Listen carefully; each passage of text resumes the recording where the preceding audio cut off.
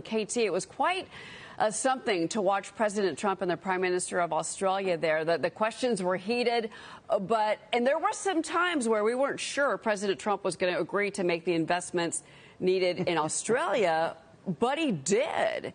He was very open to this relationship with Australia. Your reaction?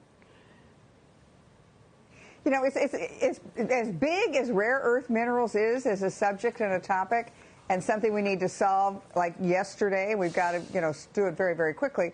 The Australia-U.S. relationship is actually much bigger because it's not just Australia. It's the countries that are in the Pacific that have been our allies, but we've not really worried about them as allies. But we now need to make sure that those alliances are strong, whether it's Japan, Korea, Australia, New Zealand, frankly, it's even India, to make sure that those alliances are very strong, because this is where China's making the inroads. China wants to take over the Western Pacific, the South China Sea. We've heard about that, because they really want to push the United States out of the region. Why? Because it's the single most important global trade route. Well, and the nuclear submarine purchase, KT, that's also a positive.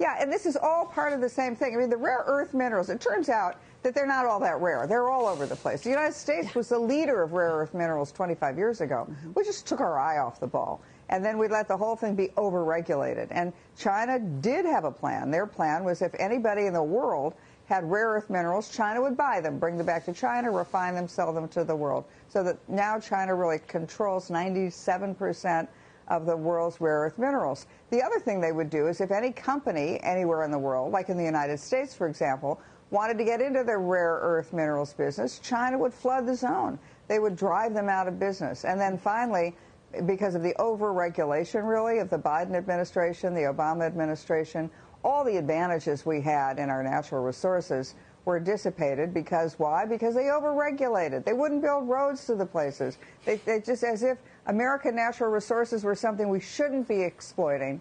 They really went out of the business of giving America what it needs. Thank goodness President Trump is reversing that. My guess is he'll reverse it very quickly, that it's not 10 years away, it's not 15 years away. I think it'll be months away before we start getting our production back up, ours and our friends' production back up. And you know what?